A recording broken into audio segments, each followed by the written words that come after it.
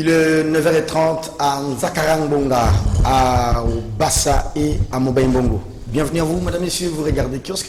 Nous sommes dans les Nord-Ubangui, c'est la grande province de l'ex-maréchal Mobutu du Zaïre. Bienvenue à vous.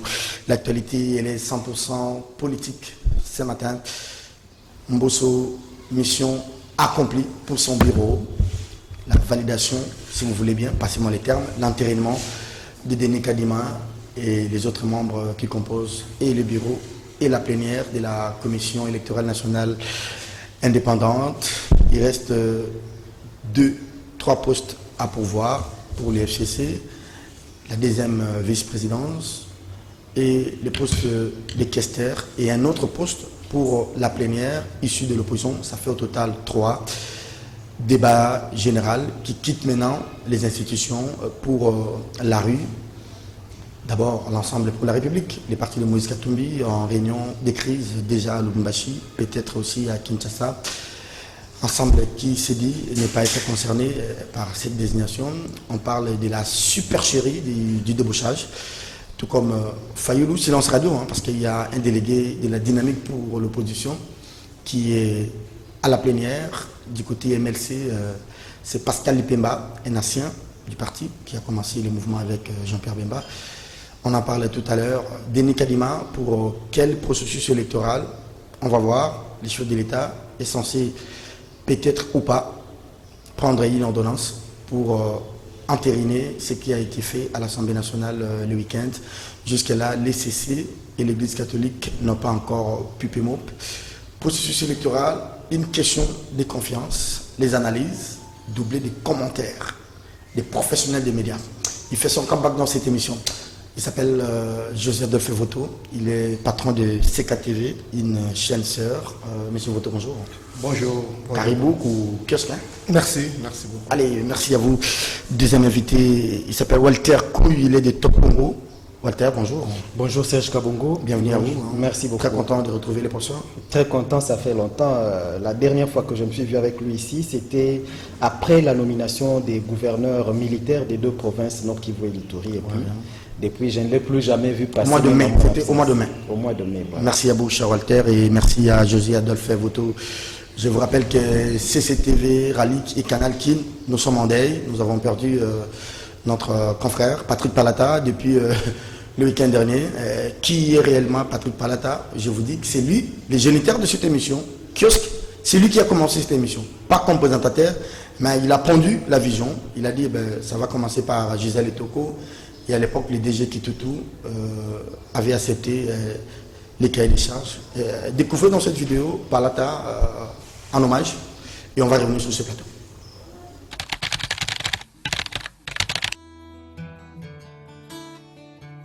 Non, en fait, nos prisons sont pratiquement des boîtes, moi j'appelle ça, j'ai déjà dit, j'ai eu l'occasion de le dire, c'est quand même dommage quand on incarcère quelqu'un, l'idée qu'il change. Mais à voir comment fonctionnent nos prisons, on ne peut pas dire que c'est pour changer. Si quelqu'un change, c'est peut-être par peur. Mais seulement, il faudrait que les gens soient convaincus. Dans nos prisons, on entre type pickpocket, on en sort bandit des grands chemins. On entre innocent, on en sort révolté. Aucune politique alors pour arriver à changer les gens, rendre les gens responsables. Quand on mélange déjà des brigands, des innocents, des trucs, tout le monde est mélangé, c'est-à-dire que trop facilement, celui qui est allé braquer une banque va raconter ça à celui qui a volé un stylo, et celui qui a volé un stylo cherchera à braquer une banque demain.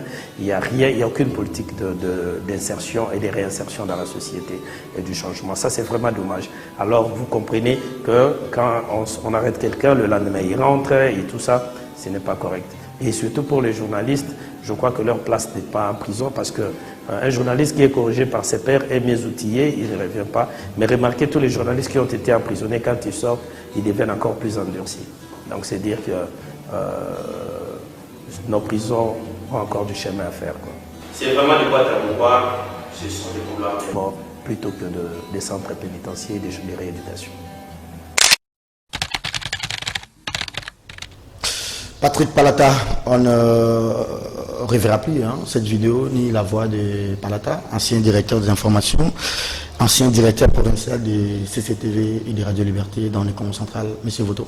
C'est bien dommage, c'est regrettable. Nos condoléances à toute la famille communicationnelle, mais aussi à la famille biologique de l'illustre disparu. Nous pensons qu'il a travaillé, il a laissé un souvenir. Et la meilleure façon pour nous de lui rendre hommage, c'était bien faire ce travail et surtout d'assurer cette émission qu'il a initiée. Mais vous savez que deux émissions il a initiées, d'abord Kiosque et puis Polélé à l'époque, ça faisait débat dans la ville ici. Et je me rappelle de Palata, une question qu'il avait posée à Bemba. À l'époque, c'était Palata, c'était Solange Kwale et je crois Ndeko Basile sur comment il a parlé de sorte de militaires. Semble-t-il que c'était l'élément déclencheur de la guerre entre Bemba et Kabila à l'époque. Ouais. Donc c'est quelqu'un qui avait le courage de ses idées. Et la preuve, c'est que les émissions qu'il a pondues, c'est des grandes émissions qui sont restées juste aujourd'hui. Mais aussi, malgré sa position, il n'avait pas froid pour poser des questions pertinentes, pour faire son travail de journaliste. Il a fait la prison, il était à la prison militaire d'Indolo, arrêté à l'époque. Semble-t-il qu'on a dit de lui, comme journaliste, qu'il était proche du général Faustin Mounene à l'époque, mais comme journaliste, nous avons droit de parler avec toutes les tendances politiques et toutes les tendances, que ce soit la branche militaire ou la branche insurrectionnelle, comme journaliste. Mais c'est ça le problème, parfois, le courant aujourd'hui de journalistes qui portent l'étiquette de parti politique. On ne sait plus faire le distinguo entre un journaliste et ce qu'on appelle un communicateur ou membre d'un cabinet politique en tant qu'attaché de presse ou conseiller en communication. Mais je crois aussi qu'il faut que l'opinion comprenne que la plupart des médias au Congo sont initiés par des hommes politiques. Il y en a beaucoup. Mais quand on vient comme journaliste, on fait son travail de journaliste. Il faut faire la part des choses. Sinon, on est partisan. Et tous ceux qui travaillent, je prends l'exemple de CCTV, de Canal King, tout comme d'autres médias créés par des hommes politiques, ne sont pas de ces partis politiques. Ils sont journalistes. Il faut les travailler. Parfois, lorsque je vous attends faire des analyses, et parfois les gens ne comprennent pas, mais vous faites votre travail de journaliste. Il faut que les gens comprennent qu'on n'est pas forcément membre d'un parti politique lorsqu'on travaille dans une chaîne initiée par un homme politique. Mais j'aimerais rappeler que ça ne pose pas de problème ni au MLC ni à Jean-Pierre Bemba. Parfois, il nous laisse libre option. Hein. Vous êtes patron de CKTV, mais je ne sais pas si Bemba vous a dit de dire à vos journalistes de faire des analyses attendant à tel. Moi, je n'ai jamais. Non, mais il est obligé de lors qu'il a pris l'option de travailler avec les professionnels. Et je crois que c'est la meilleure façon, je dis toujours aux gens, c'est la meilleure façon d'aider un homme politique, que de faire correctement son travail avec objectivité. Parce que les gens qui nous suivent, pour la plupart, par exemple, avec une comme Kios, c'est des intellectuels. Ce n'est pas des gens qu'on peut mener à bateau. Donc quand vous êtes là à manipuler les gens, à faire du dialogue, finalement les gens comprendront que c'est tout sauf du journalisme. Merci beaucoup, professeur José Adolphe Voto. Wally, un mot sur Palata, vous l'avez connu? Un mot, je l'ai connu personnellement. J'ai lui rendu visite une fois, mais malheureusement, on ne pouvait pas entrer en prison. Mais à part ça, il a aussi eu des amis avec l'ancien gouverneur du Congo central. Mais en lui, je félicite ce courage de braver là où certains peuvent se taire, même devant la force financière. Il sait maintenir ses idées. C'est vraiment quelqu'un qu'on perd très jeune. Nous le regrettons, mais il a fait sa part. La meilleure façon, comme le prof le disait, de lui rendre hommage, c'est de continuer ce que nous sommes en train de faire. Très bien, merci Wally. Mais j'aimerais quand même, d'une manière, comme on dit, insidieuse, introduire ce débat, peut-être qu'il n'en est pas un. Nous, professionnels, nous sommes un peu certains en détachement dans des cabinets politiques. Pourquoi on ne s'assume pas? On peut faire l'autocritique sur le plateau ou bien publiquement. Je suis quand même ahuri. Moi, j'étais dans un cabinet. À l'époque, j'ai démissionné parce que j'avais compris que c'était incompatible d'être conseiller d'un ministre en fonction, conseiller et en même temps rester journaliste. Pourquoi on ne veut pas s'assumer? C'est le prof qui a, sans vouloir le dire, qu'il a dit de manière un peu laconique là. Il a soulevé ce débat, je me rappelle encore en son temps, il y a quelques mois passés, quand on a vu Eliezer Tamboué animer des émissions. On a tiré sur lui. Voilà, on lui a dit, mais tu étais journaliste, il dit non. Il y a aussi des médecins et des avocats qui siègent avec moi. Pourquoi à eux on n'interdit pas de faire le travail? Ils sont tantôt médecins, ou avocats, ou membres des partis politiques et députés. À eux, on laisse la liberté de travailler aussi bien au barreau qu'à l'hôpital, mais à moi, on m'interdit de venir travailler. C'est un débat qui reste ouvert, mais moi j'estime que... pour des questions d'éthique, je suis engagé dans un parti comme les Palous. Parce que je me sens très proche du Palou. Moi, je dois vous le dire. Quand tu es engagé, Palou, dites-moi, je suis député élu ou je suis membre du Palou. En même temps, je dois présenter une émission en face de quelqu'un qui n'est pas de la famille politique du Palou ou du regroupement proche du Palou. Quand je lui pose des questions, quand il répond, quand il attaque, c'est une question aussi d'éthique. Non, pour raison d'éthique, dans un débat autour du Palou, en tout cas, vous ne pouvez pas venir vous présenter comme journaliste parce que vous êtes déjà partisan. Mais si c'est un autre débat d'ordre général, je comprendrai. Mais quand on parle, par exemple, on le voit régulièrement, une question, vous appelez un journaliste, mais on sait que, par exemple, qu'il est communicateur d'un parti politique ou communicant, comme c'est en vogue aujourd'hui, de l'Union Sacrée ou du FCC, il vient, il parle, mais à lire, nous suivons régulièrement. D'ailleurs, nous sommes objectif. Non, ce n'est pas objectif. Vous tapez à côté parce que quand on est communicateur, l'objectif c'est de polir ou d'embellir l'image de la personne ou de l'organisation pour laquelle vous travaillez. Vous n'êtes pas là pour être objectif. Le travail ou votre job, c'est de faire en sorte que l'organisation pour laquelle vous prestez, son image soit très bonne à l'endroit de la population ou de l'opinion publique. C'est ça le travail. Moi, je n'ai jamais eu ma langue en poche. Je dois dire des vérités. J'ai vu Eliezer présenter l'émission. J'ai vu Papa Molière présenter l'émission.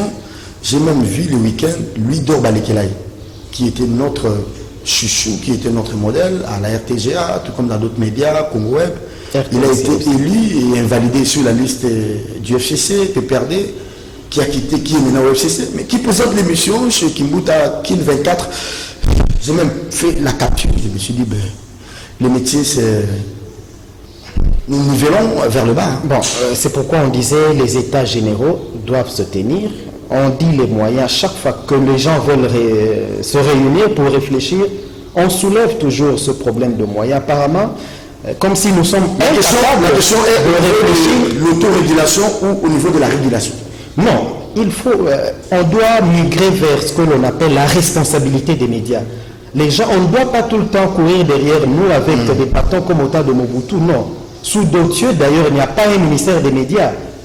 Donc les médias, nous sommes des responsables, ce sont des universitaires, des intellectuels qui ont la morale, qui savent comment travailler, l'éthique, tout ça.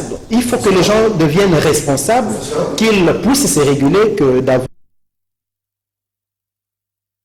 Je vous appelle professeur pour dégager votre responsabilité comme enseignant. Vous m'avez enseigné, vous avez enseigné tant d'autres. Ça vous dit quoi quand vous regardez ces choses-là à la télévision? Non, nous l'avons toujours dénoncé, mais je crois que ça doit se régler au niveau des institutions. C'est le CESAC, c'est l'UNPC, c'est le ministère. Comme ça fonctionne aujourd'hui, malheureusement, comme a dit Walter, on renvoie toujours au calendrier grec des assises qui peuvent nous permettre de faire l'autocritique et de prendre des options. Vous savez, je ne sais pas pourquoi le gouvernement congolais a toujours autant négligé le secteur de médias. Par exemple, le CESAC, qui est hors mandat depuis un autre mandat, pratiquement 4 ans, on n'en parle pas. Alors que quand il s'agit de la CENI, quand il s'agit de l'agitation, c'est l'agitation parce qu'il faut remplacer des gens, parce que peut-être que le gouvernement trouve que les médias, ce n'est pas aussi important, sinon lorsqu'ils en ont besoin pour la campagne électorale. Mais je crois que ça, c'est des questions de fond. Et c'est vraiment gênant qu'aujourd'hui, il y a un danger aujourd'hui. Il y a une vague de ce qu'on appelle de communicateurs. Est-ce que Mbosso peut venir présenter une émission? Non, mais vous voyez, ce débat-là, il est clair.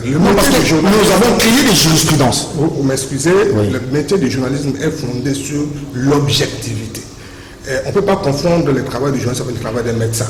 Lorsqu'un médecin fait son travail, il n'est pas tenu par l'objectivité. C'est-à-dire son objectif, c'est soigner le malade, qu'il soit de tout bon. Et il prête serment. Une objectivité subjective. Et le médecin prête serment. Quel que soit le pays où les camps se trouvent, les malades qui se présentent à lui, il ne demande pas sa race, son origine, il le soigne. Je prends les avocats, c'est compris que quand un avocat défend quelqu'un, il se déploie corps et âme pour que cette personne puisse gagner le procès, même s'il sait qu'il a tort. N'est-ce pas? Le cas d'un assassin ne fût que réduire sa peine. Mais nous avons l'engagement de dire les faits tels que ça se passe. Mais quand on a d'autres engagements par rapport à un parti politique, par rapport à une personnalité, c'est un conflit d'intérêts. Merci beaucoup, José Adolphe Voto, Walter Couille. Madame, Monsieur, bienvenue à vous. Si vous venez de nous rejoindre, nous sommes kiosque et nous sommes sur CCTV. C'est du lundi au vendredi 9h30, mais généralement nous passons à 9h35. Walter Couille, mission accomplie pour le bureau Mbosso. Mission accomplie si la mission était d'entériner dans ces conditions-là, mais en principe, la mission telle que nous l'attendions après avoir dénoncé tous les processus électoraux passés ne devrait pas s'accomplir de cette façon-là. Mais hélas, on est là. On est comme dans un bateau, dans un océan déchaîné. On verra la suite. Mais on ne parlerait pas vraiment d'une mission accomplie après tout ce que nous avons observé comme balai du groupe des 13. On a dit le vrai problème, c'était la contestation après chaque cycle électoral. Je n'étais pas né en 1959 ou 60, je ne sais pas, il y avait eu contestation ou pas, mais je ne pense pas. Mais depuis, après Mobutu, il y a toujours eu contestation. On revient souvent sur un problème, le même, problème de légitimité. Qu'est-ce qu'il faut? Le consensus, légitimité des institutions. C'est même repris dans l'exposé des motifs de la Constitution. De la Constitution. C'est fait, tout le monde le sait. Mais hélas, le langage change selon le camp où l'on se trouve. On a vu le groupe des 13 ici, paix à l'âme de Lokondo, l'honorable Henri Thomas Lokondo. Ils se sont battus bec et ongle pour créer un consensus pour deux raisons: révision de la Constitution et puis des réformes électorales qui devraient faire en sorte de diminuer au minimum, je ne dirais pas totalement, mais au minimum, les contestations après les élections. C'est pour ça d'ailleurs que j'ai suivi les gens ensemble disent que c'est aussi l'une des raisons pour laquelle ils avaient poussé ou soutenu la création de l'Union sacrée. Mais est-ce qu'aujourd'hui on peut dire qu'on est satisfait du travail fait? Je pense qu'on n'est pas satisfait. Vous avez vu ce qu'il y a eu comme tohu-bohu, comme bronca à l'Assemblée nationale. Ça ne devrait pas se passer de cette façon-là. Surtout pas sous le régime de Félix Tshisekedi. L'UDPS a été plusieurs fois victime des tripatouillages, des cafouillages, des débauchages, des élections. L'UDPS devrait servir par un exemple. Félix Tshisekedi avait dit avec ou sans machine à voter. Encore vous mêlez l'UDPS dans ce que Mbosso fait. Mbosso n'est pas de l'UDPS. Non. Le président, bon, je sais qu'il n'a pas encore pris l'ordonnance, mais comme garant du bon fonctionnement des institutions, il peut recadrer parce que quand il y a déjà contestation, qu'on le dit, la contestation, c'est pas seulement quand les gens marchent et qu'il y a mort dans la rue qu'on dira que non, les gens n'en veulent pas, non. On ne doit pas toujours mourir pour défendre une cause. Faire l'économie. Mais quand les gens parlent, il faut faire l'économie des morts. Quand les gens parlent, quand les gens contestent. J'ai pris un exemple, je parlais avec quelques amis, je leur ai dit, voyez un peu la petite Greta, son nom est un peu compliqué, Greta, qui est la militante là de la cause environnementale. Oui. Elle fait bouger l'univers, elle fait bouger le monde. Est-ce que quand elle fait ses manifestations, elle draine combien de gens derrière elle? Personne, pas assez, pas plus de 100. Je la suis régulièrement. Mais elle dit, voilà, pour raison de changement, il faut que nous puissions, que les autorités prennent telle orientation. Ce fut le cas. Moi, j'avais rêvé, j'avais estimé que ce processus, il y aura quelques contestations, mais pas quelques observées aujourd'hui. Préparez déjà la question sur la suite du processus. Je disais à l'entame de l'émission que les élections, c'est d'abord une question de confiance. Et quand il n'y a pas confiance en amont, ce que la suite va en dépendre. José Adolphe Voto, votre réaction, un peu comme Wali Couille, avant, pénétrer vraiment la question dans la profondeur. Je ne dirais pas mission à conflit, mais je dirais que l'Assemblée aura joué sa partition dans cette question du processus électoral. Il reste maintenant au président de la République d'entériner ou ne pas le faire. Je ne dirais pas l'Assemblée, bien sûr qu'il y a la majorité à l'Assemblée, mais tel que ça s'est passé là, c'est tout sauf un processus démocratiquement observé. Mission accomplie, on peut dire oui, si c'était ça la mission, comme a dit Walter. Mbosso, il est politique, on a vu le revirement du FCC vers l'Union sacrée, et c'était ça la mission qui lui a été confiée. Sinon, c'est une mission accomplie, mais si c'est par rapport à l'intérêt de la République, à la mission que la Constitution a confiée à l'Assemblée nationale, je crois qu'il y a à redire, parce que aujourd'hui, tout le monde regarde le président de la République, comment il va réagir. Va-t-il réagir en homme d'État, garant du bon fonctionnement des institutions? Homme d'État, qu'est-ce que vous insinuez dans ce que vous... Quel est le contenu que vous donnez à ces concepts homme d'État? Un homme d'État, c'est celui qui voit l'avenir d'un pays, qui a la vue sur le long terme, qui voit l'intérêt de la nation d'abord. Et un homme politique, c'est celui qui voit les élections, les prochaines élections. Alors, tu sais quel va-t-il se comporter à un homme politique, c'est-à-dire leader de l'Union sacrée, leader de l'UDPS, qui est au pouvoir et qui doit faire pérenniser le pouvoir, la conservation du pouvoir, ou alors il va réagir en homme d'État pour garantir la paix et éviter les contestations et la démocratie dans ce pays. Dans tous les cas, qu'il se comporte comme un homme d'État, il a fait avec l'histoire de père et de mère. Ah oui, le père des mères. Père et des mères. Il a coupé court. Hein. Voilà, il a coupé court et c'est lui qui est regardé, voyez-vous. Et donc il peut aussi, il a déjà fait avec Rosa Malonda, renvoyer ces textes pour qu'il y ait consensus. Et je crois qu'on pourra toujours en trouver. Il ne faut pas faire de lui quand même ces petits dictateurs. Hein? Non, pas dictateur. C'est le bon sens. Il est garant des institutions. Il est garant bon fonctionnement.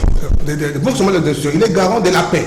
Parce que là, Serge, nous allons tout droit vers les contestations. En fait, on est rentré en 2015. À 2 ans des élections, c'est-à-dire nous sommes en pleine crise. Voilà, nous sommes rentrés. Et on oublie un peu les investissements. Voilà. Nous sommes dans la logique de la crise, comment gérer la crise, comment mettre les moyens pour débaucher, comment corrompre les gens.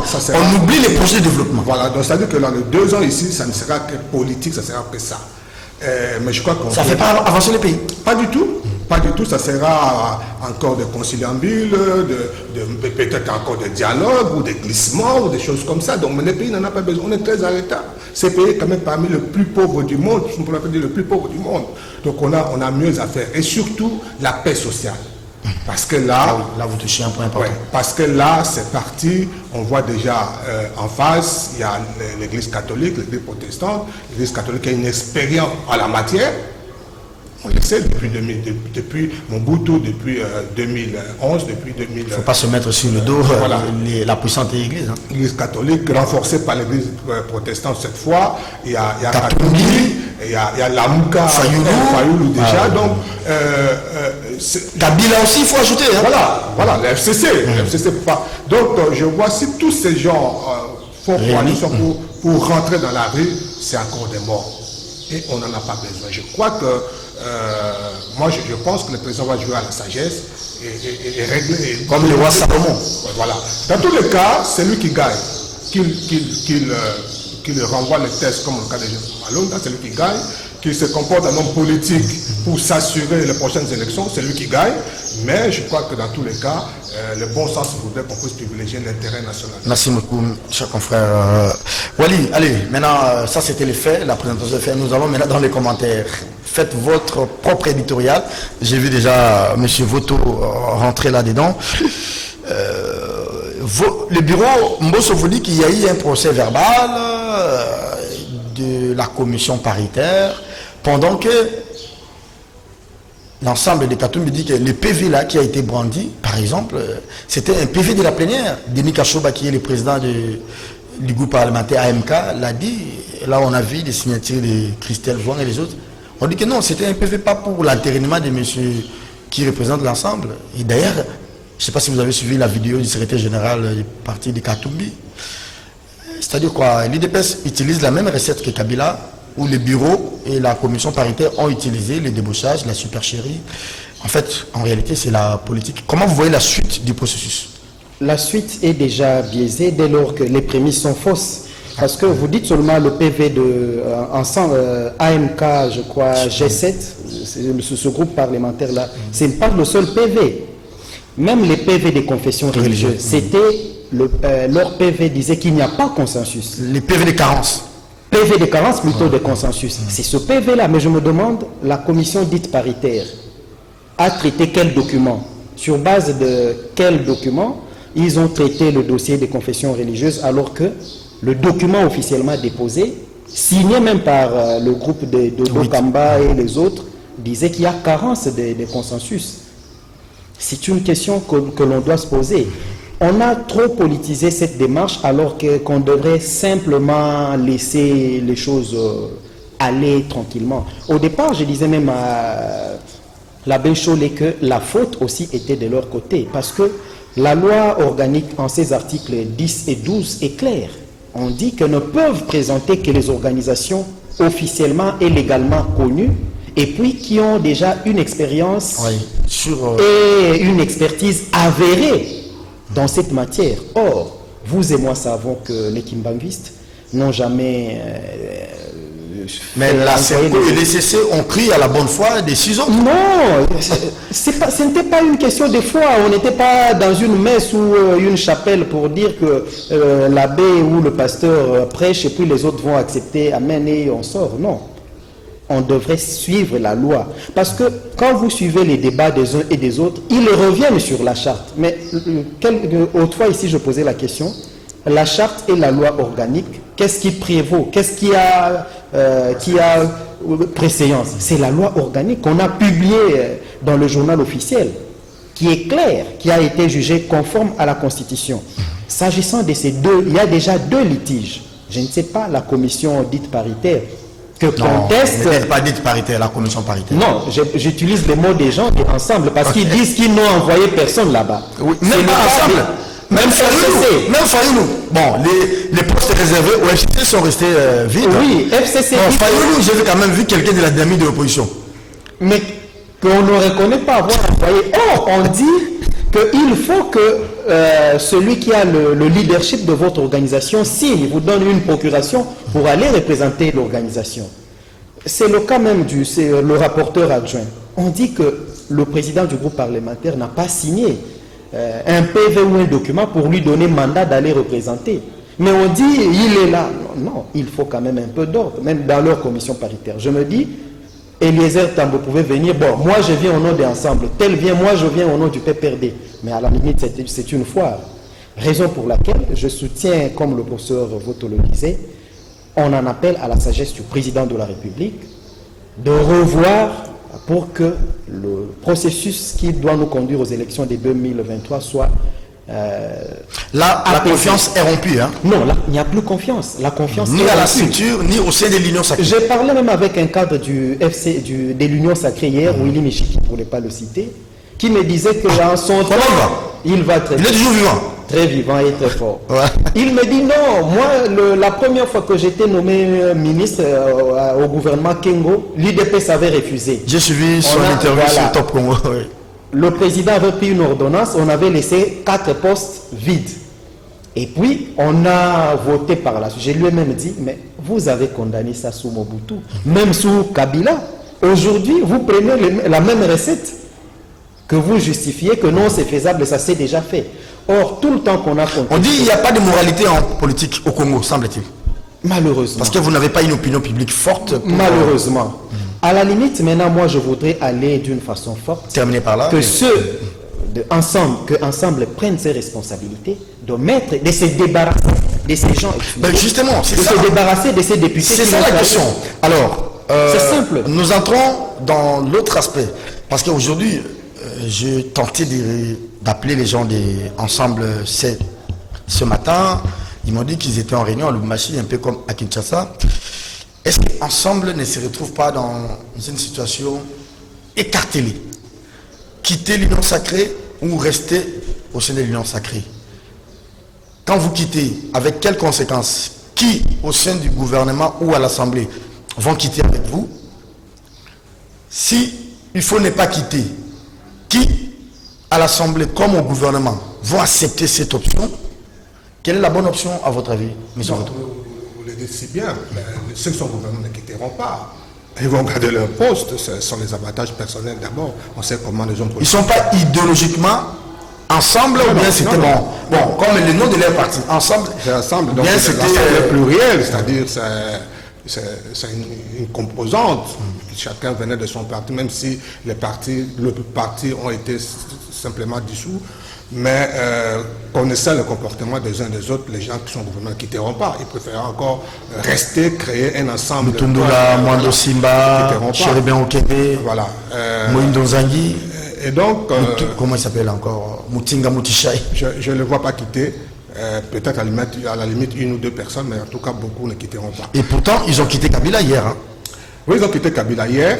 Mais si je le dis parce que, en tant que journaliste, je sais qu'il y a ce débat-là a déjà eu lieu à l'occasion de certains incidents. Des incidents politiques, et les gens ont dit, moi je ne quitterai pas. Vous pensez que je vais quitter le gouvernement, je ne quitterai pas. Comme ça. Et donc, il en sera ainsi. Mais qu'à cela ne tienne, je crois que c'est une option à prendre. Option difficile. Ouais, ils peuvent rester dans l'Union sacrée et se battre au sein de l'Union sacrée. Regardez, je crois que l'AMUCA, l'ancienne formule de Genève, aujourd'hui, est à plusieurs courants.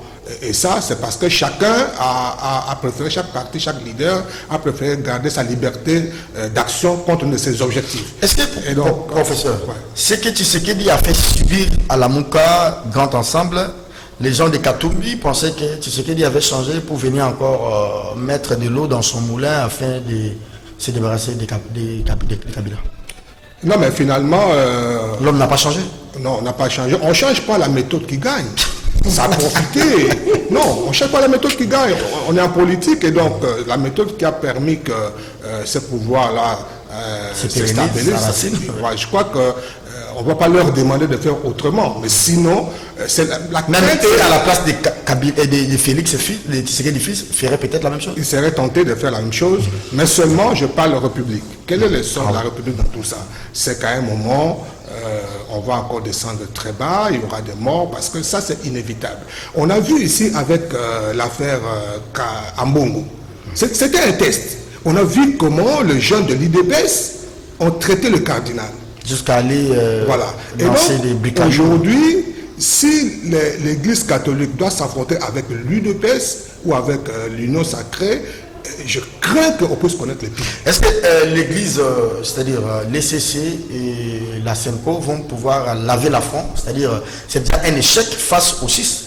Je ne pense pas. Je ne vois pas l'Église. Est-ce qu'elles doivent considérer ça comme un affront? Alors comment c'est vraiment un affront. C'est vraiment un conflit qui est déclaré. Et l'Église catholique qui sait faire des choses avec méthode va prendre son temps et va commencer petit à petit à digérer ça. À digérer et puis à monter. Comment répliquer?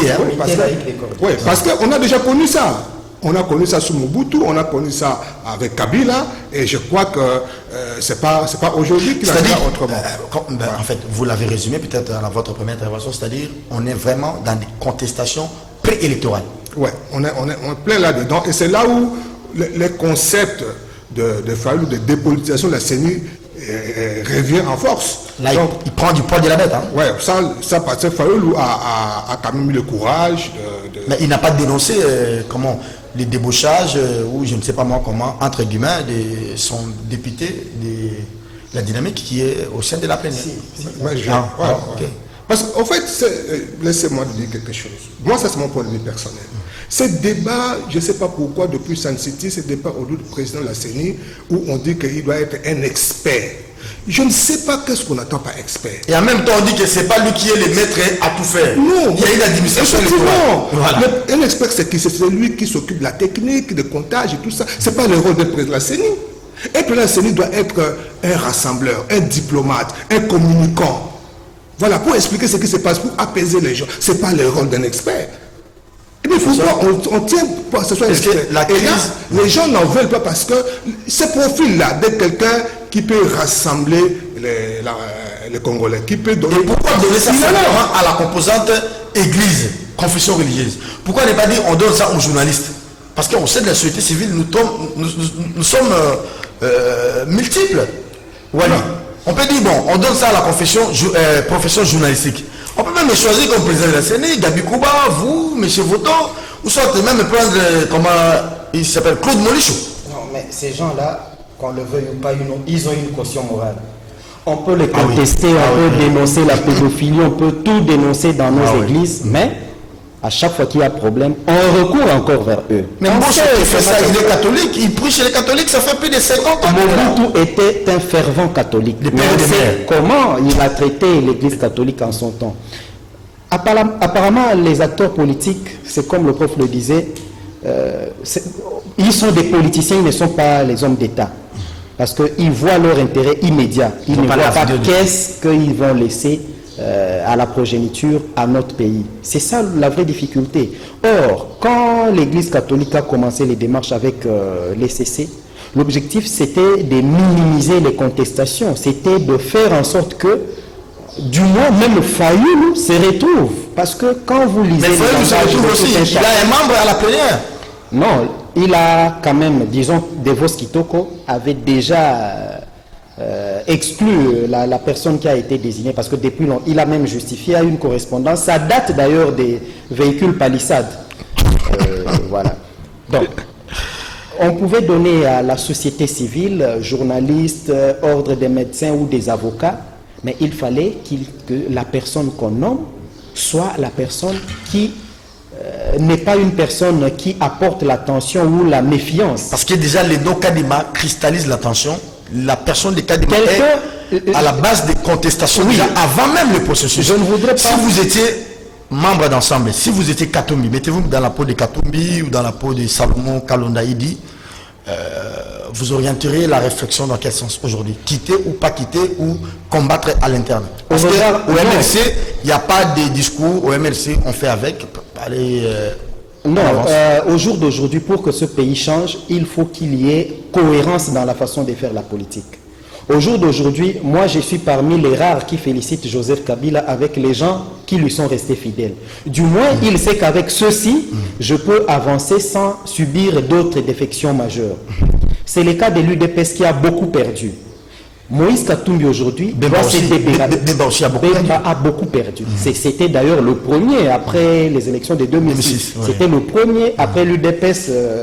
L'UDPS était après l'arrivée de la vague de Kametatou, Antoine Gonda, Thomas Louaka, François Mwamba, le Boussa, Sesanga, le MNC a perdu une crème importante. Mais du moins aujourd'hui, Bemba sait qu'il a du moins des lieutenants qui lui sont fidèles, avec lesquels il peut avancer sans penser à tel ne va pas me quitter demain ou le lendemain. C'est le cas de l'UDPS. Aujourd'hui, moi je voudrais que ensemble, laisse partir ces gens-là. Du moins, aux prochaines élections, nous aurons une cohérence. On saura voir que Kabila, voici ses hommes. L'UDPS, pas du Coq-à-l'âne, mais je parlais avec le secrétaire général adjoint de l'UDPS en charge des questions administratives, qui m'a dit clairement ceci hier. Nous, UDPS, nous allons nous battre pour avoir la majorité absolue aux élections de 2023. Si pas absolue, du moins une majorité relative. C'est-à-dire avec des alliés? Non, sans alliés. Non, seulement UDPS. Ah bon? Faire ne fût-ce que 150 ou 200 députés et nous n'aurons pas assez de peine à nous battre pour créer des même du fort de Kabila, même du fort de Kabila, Kabila n'a jamais eu plus de 100 députés. Oui, c'est difficile. Par rapport à notre système électoral. Oui, raison pour laquelle d'ailleurs, moi je suis parmi les gens qui veulent que nous ayons des grands ensembles, 3-4 blocs plutôt, comme ça nous avons la lisibilité. Mais est-ce que vous ne craignez pas? Parce que je me dis par exemple que cette loi Tiani avec Ntingi Pouloulou, elle est peut-être mise au fourreau. Hein. Aujourd'hui, on ne sait pas débattre de ça parce qu'on n'a pas une majorité confortable. Ça peut s'éclater à tout moment. Et qu'est-ce qui ne vous rassure pas que demain, si l'UDPS a cette majorité relative ou majorité absolue, elle peut encore... Non, le président de la République n'a pas lu seulement les députés de l'Union sacrée, mais tout ce qu'il y avait comme contestation au niveau de l'opinion nationale. Et parce internationale que aussi, oui. C'est son mais qu'est-ce que vous dites nos représentants. Fort de sa majorité Non, c'est un socialiste. C'est un progressiste. Moi, je ne le vois pas traverser, devenir un radical ou un extrémiste jusqu'à ce que... Professeur, il reste 4 postes à pouvoir, je crois. Non, 3 postes. Vous avez des vice-présidentes, vous avez le poste de questeur et un membre de la plénière. C'est comment on va combler ce vide-là? Bon, je ne vois pas le président signer l'ordonnance, normalement de la CENI, sans qu'on puisse En partie. là. On va encore déboucher au sein du FCC. Je crois que s'il reste dans la logique jusqu'au boutiste, on va débaucher, on va trouver des gens qui sont prêts à prendre les postes, il y en a. Alors maintenant, pour quelle solution, pour quel remède, pour quelle finalité? Pour le forcing, pour s'assurer de maîtriser les élections demain. Si c'est ça la logique qu'ils vont y aller. Alors l'objectif c'est de maîtriser ou bien c'est de résoudre les problèmes sociaux? C'est ça que j'ai dit au début. Ou soit on a un homme d'État, on veut servir son pays, sa nation, servir les générations à venir. On ne voit pas d'abord les élections. Ou on voit les élections prochaines. Et regardez, qu'est-ce qui va se passer? À partir d'aujourd'hui, le gouvernement ne va plus travailler. Les gens ne vont plus travailler jusqu'aux élections. Professeur, alors, en cas du mouvement d'ensemble officiel, est-ce que le problème des Katumbi aussi, c'est pas que en même temps, il a réuni tous les partis, il fait un peu un monstre politique. En même temps, il a laissé chaque parti politique jouir de son autonomie, et peut-être s'engager politiquement. Il y aura peut-être un remaniement au cas où, ensemble, prenez l'option de quitter l'union sacrée. Bien sûr, cette option-là, il y aura un réajustement. Mais ce n'est pas parce qu'Ensemble a réuni plusieurs partis politiques qu'il y a des fissures, non. Le MLC, c'était un parti très soudé autour de son leader, mais les gens partaient. Aussi, hein. Mais c'est quoi le problème? Au fait, ce qui choque l'opinion, c'est qu'on a érigé la corruption. On fait du kabylisme sans Kabila. C'est la corruption, pas seulement Kabila, c'est depuis toujours. Vous savez que Mobutu l'a fait à l'UDPS aussi. Hein. C'est depuis toujours. Même avant Mobutu. Les Kibasa, les Faustin Birindois, les Ngouze Carnibon. Même avant Mobutu. Donc en fait, on n'est pas avancé dans notre politique. Pas du tout. C'est ce qu'on nous a adressé d'il y a 30 ans. Est-ce que vous savez que pour l'élection du président de la République en 1960, du Premier ministre, l'argent circulait? Ça, on n'en parle pas beaucoup. Donc, la corruption dans la politique congolaise est devenue endémique. C'est l'ADN. Et aujourd'hui, ça choque personne. À chaque échéance, on parle de corruption. Avec Kadima, on a parlé de corruption. Même ici, avec le vote d'avant-hier, on a parlé de corruption. On a donné des chiffres qui ont circulé. Mais à ce moment-là, aucun procureur de la République ne se soucie. Mais le président avait suspendu l'installation du Sénat sur base des soupçons de corruption. Mais voilà. Il le ferait aussi pour ce soupçon. À chaque séance, on parle que corruption. Malheureusement, il n'y a personne qui veut rétablir la vérité, essayer corruption, dénoncer et réprimander. Et donc, la corruption devient pour nous une méthode politique. C'est ça le problème. Allez, mesdames, messieurs, l'émission est terminée. Hein. En perspective, si je me donne le luxe de résumer les invités, avec toute modestie d'ailleurs, cher Walter, parce que on est en pleine crise. La crise est là. Est-ce qu'elle est évitable aujourd'hui? On peut réparer? On peut réparer. De quelle manière? Le président n'a pas encore pris l'ordonnance, c'est de faire comme il a fait avec Mabunda, au temps de Mabunda. Mais les confessions religieuses ne se mettront jamais d'accord. Non, ce qu'il faut faire, je ne voudrais pas mener une réflexion ethnocratique. Il faut mettre Kadima de côté. Il n'y a pas une personne qui soit indispensable. Parce que c'est un visage qui cristallise encore des... Lumumba est mort, Mouzé est mort, le Congo continue d'être là. C'est un visage qui cristallise. Qu'on mette Kadima de côté. D'ailleurs, il avait dit... On a dit ça des Nanga, on pensait que Nanga allait proclamer... Excusez-moi. On pensait que Nanga allait proclamer Chadari, mais Nanga a proclamé tu sais que dit Serge Kabongo, c'était ça, mais on l'a dit, on a plusieurs fois dit ici qu'on ne refasse pas ce qu'on a fait dans le passé. Qu'on crée qu'on recrée un petit climat de confiance afin que le processus soit le plus crédible. Et aujourd'hui, c'est de faire en sorte qu'Ensemble envoie ces gens à lui et pas les gens que les autres choisissent pour lui. Et qu'on mette de côté Denis Kadima, même pour son honneur. L'IDPS, ça n'en souffre rien. On a envoyé un rapporteur de l'IDPS par l'aval de Sami Badibanga. Kalamba. Voilà, c'est pourquoi, même pour son honneur lui-même, on nous dit qu'il a travaillé longtemps à l'extérieur du pays. Moi, j'ai cru qu'il avait changé, qu'il ne s'accrocherait pas. Même pour raison de dignité pour lui-même, les gens crient, mais bon. Comme il a des seuls à des avis, comme il a du travail ailleurs. Et il n'a qu'à démissionner et partir. Remercier l'Assemblée, remercier... Mais la façon dont il s'accroche, comme s'il manquait du boulot, ou comme s'il avait... La mère Médé a dit que le processus qui a conduit à l'entérinement était réglementaire. Réaction au propos de la mère Médé? Non, je ne sais pas s'il y a encore des gens qui croient au pouvoir de la mère Mende. Non, Attention, nous c'est le quand même connaissons. votre aîné. Hein. Non, le processus, j'ai dit au départ que c'était un PV. Dans le PV, on a dit qu'ils ne se sont pas entendus. Alors, d'où sort le nom? Parce que celui qui allait déposer le nom n'a pas qualité pour déposer le nom. Je ne sais pas si vous avez vu la lettre du chef de l'État circuler dans les réseaux sociaux. En fait, ce sont les mêmes éléments. Hein. Mêmes éléments. Malheureusement, Je ne sais pas comment il va se départir, comment il va, pour ne pas dire, il va il se doit se compléter. comporter comme un homme d'État, c'est le souhait. Parce qu'il avait dit en 2000. Même devant Marie Soumunga, il a dit qu'il ne sait pas prendre parti pour le groupe des deux. Non, il doit s'assumer. En 2018, il avait dit il ira aux élections, sa machine à voter, il va gagner. Et je crois qu'il peut aussi aujourd'hui dire qu'il va, sans Kadima, et l'UDPS va gagner. Professeur, vous terminez l'émission. Ce que je crains, c'est le mélange de genres. Vous savez, il y a cette affaire de RAM qui mobilise cette population. Il y a cette affaire de gratuité de l'enseignement qui flotte avec la déconnexion, tout ça. Et tout ça, je crains qu'on puisse faire un mauvais raccordement entre la grève des enseignants des écoles catholiques avec cette histoire de la CENI, et ça va prendre avec le RAM, et le discours va s'emballer et ça sera ingérable. Les pays ne vont pas avancer. Non, pas du tout. Ah, merci professeur, merci à vous, cher Walter Kouy. Madame, Messieurs, merci d'avoir été des nôtres. Si vous avez suivi cette émission, dites grand merci à la réalisation et à toute l'équipe, mais aussi à la caméra woman, la seule que nous avons, Maman Karine, qui nous accompagne chaque jour. Prenez soin de vous, car chaque jour, NTNV, on se retrouve demain. Ça sera mardi. Jean-Pin Djodji sera là pour la première fois dans cette émission. Je l'ai annoncé un jour avant. Bonne évasion sur nos antennes.